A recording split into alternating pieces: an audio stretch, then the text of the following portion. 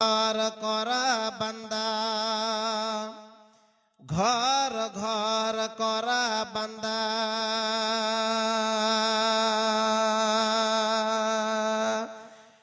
এদিন আহিব হেদিন যাইব, হেদিন মরিবি তয় ওই বান্দা হত, হেদিন মরিবি তয়।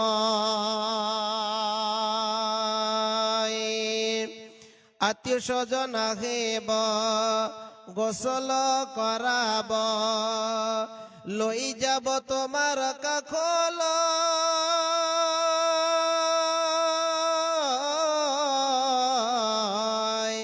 কোনেও না যাব লগ ধরে ও বান্দা হত, কোনেও না যাব লগ ধরে।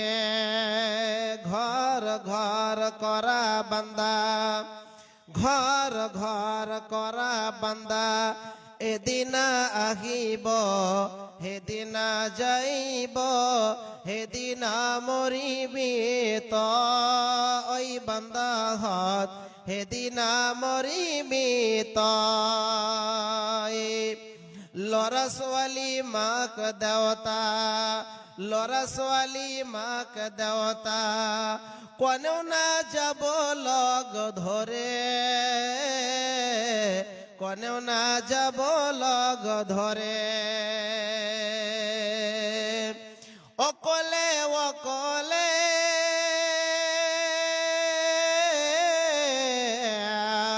অকলে অকলে থাকিবি পৰি ওই কবৰৰ মাজত, ওই বান্দা হত ওই কবৰৰ মাজত। ঘৰ ঘৰ কৰা বান্দা, এদিন আহিব হেদিন যাইব, হেদিন মৰিবি তয় ওই বান্দা হত, হেদিন মরিবি তয়।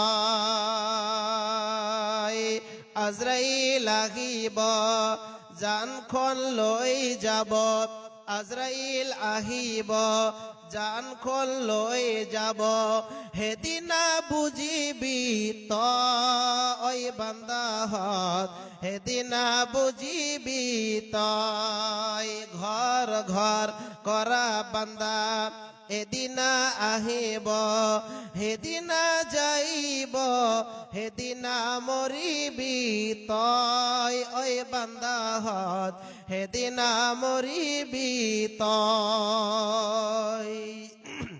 উপস্থিত আজকের এই কলোনি পাড়া,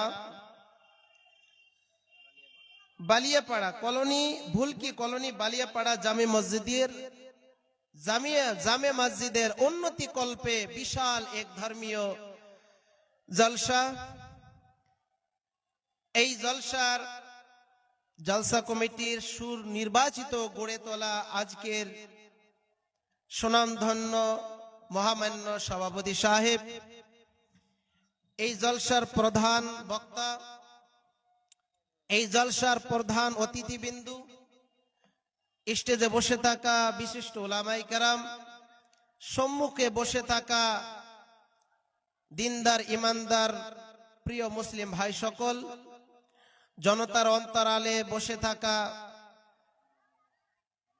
সলেহা মুমিনা মা ও বোনেরা, অবশ্যই প্রশংসা একমাত্র আল্লাহ পাক রব্বুল আলামিনের জন্য, যে মহামনিব আল্লাহ সুবহানাহু ওয়া তাআলা আমাদেরকে পৃথিবীর জমিনে পাঠিয়েছেন এবং কি আজকে এই ভুলকি কলোনি বালিয়াপাড়া এক জামে মসজিদের উন্নতির কল্পে একটি বিশাল মাহফিলে বসিয়ে দিনের আলোচনা শোনা এবং জানার সুবর্ণ সুযোগ করে দিয়েছেন। সে মহামনিবের দরবারে প্রশংসা জ্ঞাপন করি, সকলে উচ্চ স্বরে মহব্বতের ভাষাতে আবেগের সঙ্গে আল্লাহ পাক রব্বুল আলামিনের প্রশংসা জ্ঞাপন করি। সকলে বলুন আলহামদুলিল্লাহ। আল্লাহ রাব্বুল আলামিনের প্রশংসার পরেই আমাদের যে ধর্মের নেতা, ধর্মের গুরু, তাজদারে মাদানী, নবিকুল শিরোমণি, ইমামুল আম্বিয়া, নবী মক্কি, নবী মাদানী, নবী আহমদ, নবী মোহাম্মদ রাসূলুল্লাহ সাল্লাল্লাহু আলাইহি সাল্লামের প্রতি অজস্র দ্বারাই দরুদ ও সালাম বর্ষিত হোক। আল্লাহুম্মা সাল্লি আলাইহি, আল্লাহুম্মা বারিক আলাইহি।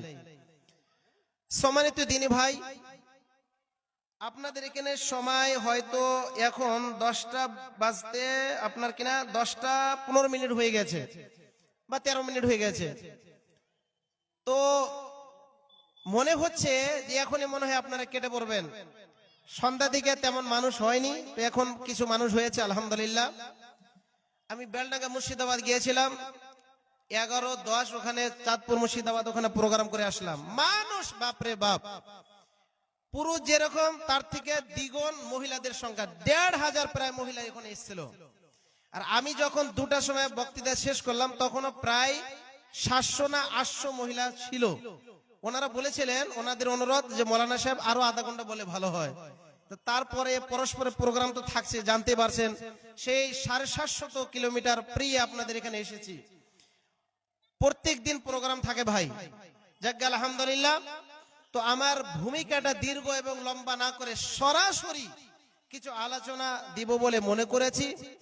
কোরআন কারিম থেকে 3টি জায়গা থেকে আয়াত পরিবেশন করেছি এবং হাদিসে নববী থেকে 2টি জায়গা থেকে হাদিস পরিবেশন করেছি। অতরা আয়াত এবং উল্লেখিত হাদিসকে কেন্দ্রবিন্দু রেখে আজকে কিছু মূল্যবান আলোচনা, কিছু আমাদের যুবক ভাইদের ব্যাপারে হবে, কিছু আমাদের মা বোনদের ব্যাপারে হবে, আর শেষের বেলায় ইনশাল্লাহ কিছু জানতে তো পারছেন এটা জামে মসজিদের উন্নতির কল্পে জলসা।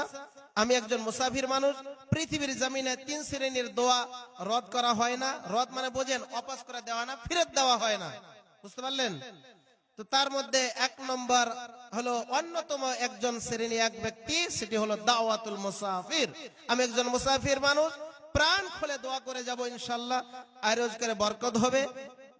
যাদের বিবাহ হচ্ছে না তাদেরও বিবাহ হবে, যাদের সংসারে বরকত হচ্ছে না বরকত হবে ইনশাআল্লাহ। বাবা মায়ের মাঝে যদি আপনার মিল মিলাপ না, ইনশাআল্লাহ মিল মিলাপ হয়ে যাবে। জমিনে প্রেশানে আছেন, আপনার রোগে ভুগছেন, বিভিন্ন ইত্যাদি ইত্যাদি সমস্যা ভুগছেন, ইনশাআল্লাহ আমি একজন মুসাফির মানুষ, প্রাণ খুলে অবশ্যই দিল খুলে দোয়া করে যাব ইনশাআল্লাহ। আপনাদের হাতটা একটু বাড়াবেন, কারণ এটা মসজিদ, আল্লাহর ঘর, ইবাদতের জায়গা। এটা কোনো বাপ দাদার জায়গা নয়, এটা আল্লাহর ঘর। আল্লাহর ঘর যতটা সৌন্দর্য করবেন, নির্মাণ করবেন, ভালো করবেন, জান্নাতের মধ্যে আল্লাহ তাবারক তাআলা আপনাকে কি করবেন, বিশাল একটা হীরা মণিক্য দিয়ে তৈরি করে একদম জান্নাতের মধ্যে আল্লাহ তাবারক তাআলা আপনাকে একটা ঘর নির্মাণ করে দিবেন। এই হাদিসটা খুব মাশহুর এবং পরিশুদ্ধ হাদিস। সকল বক্তাগণেরা এবং আলেম ওলামাদের শেখরা এই হাদিসটা বলেছেন, মান বানা মসজিদান, এভাবে হাদিস, মান বানাল্লাহু মসজিদান বানাল্লাহু লাহু বাইতান ফিল জান্নাহ। এই হাদিসটি ওসমান বিন আফফান রাদিয়াল্লাহু তাআলা বর্ণনা করেছেন। এই হাদিসটি পরিশুদ্ধ হাদিস। যে এই হাদিসের মাধ্যম দিয়ে আমরা এটাই বুঝতে পারি যে যে ব্যক্তি মসজিদ নির্মাণ করবে, শুধু আপনার টাকা আছে একটা গোটা মসজিদ নির্মাণ করে দেন, টাকা নেই, ইট থেকে শুরু করে নিয়ে, গিট্টা থেকে শুরু করে নিয়ে, রড থেকে শুরু করে নিয়ে, সিমেন্ট থেকে শুরু করে নিয়ে, টাকা দিয়ে শুরু করে একটা টাকা যদি আল্লাহর ঘরে দেন, তো তাহলে দ্বিগুণ ইনশাআল্লাহ আল্লাহ তাবারক ওয়া তাআলা আপনার নামায় আমলে বাড়িয়ে দিবেন। সুবহানাল্লাহ। তো যা হোক, আপনারা শেষের দিকে ইনশাআল্লাহ হাতটা বাড়াবেন। তো যা হোক, আমি আমাদের যুবক ভাইদের ব্যাপারে কিছু আলোচনা অবশ্যই রাখি, সব জায়গাতে রাখি ইনশাআল্লাহ। তারপর আমাদের মা বোনেদের কিছু আলোচনা রাখি। তো আমাদের যুবক ভাইরা বর্তমান এখন যেটা সিচুয়েশন, বর্তমান যেটা আমাদের যেটা জামানা চলছে, এই জামানা আমরা সকল ব্যক্তিরাই, আমাদের মুরব্বীরা অঞ্চলে আছে না, কিছুগুলো মুরব্বী আছে না, জামানাকে গালি দেয়। বর্তমান যুগ জামানা খুব খারাপ হয়ে গেল। না, যুগ জামানা খারাপ হয়নি, আপনি খারাপ হয়েছেন, আপনার বেটি খারাপ হয়েছে, আপনার ছেলে খারাপ হয়েছে, আপনার বাপ খারাপ হয়েছে, আপনার ভাই খারাপ হয়েছে, আমরা খারাপ হয়েছি, গোটা মুসলিম সমাজ খারাপ হয়ে গেছে। আপনি দোষ দিচ্ছেন জামানাকে। জামানা আল্লাহ, লা তাসুব্বুদ দাহর, আল্লাহ তাবারক তাআলা, আল্লাহর নবী যে বলেছেন যে জামানাকে কখনো তোমরা গালি দিও না, কারণ জামানাই হচ্ছে আল্লাহ। জামানা পাল্টে দিয়ে মানুষের পরিস্থিতি কি হয়ে গেছে, খারাপ হয়ে গেছে। বর্তমান যুগে আমাদের মোবাইল এসে গেছে না, মোবাইল যে আগে ছিল না, অনেক গুনাহটা কম হতো। আজকে ঘরে ঘরে, আজকে প্রত্যেকটি ছোট ছোট ছেলের হাতে আমরা মোবাইল তুলে দিয়েছি।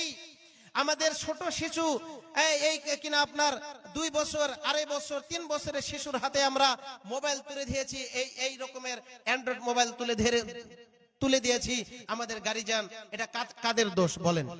কাকে দোষ দিবেন? ছোট্ট ছেলেকে দোষ দিবেন না? ছোট ছেলে তো কিছুই বুঝে না, সে তো অল্প অল্প করে কথা বলতে শিখেছে, কিন্তু গার্জিয়ান কি হয়ে গেছে? মাতাল হয়ে গেছে। গার্জিয়ান কি হয়ে গেছে? পাগলা হয়ে গেছে।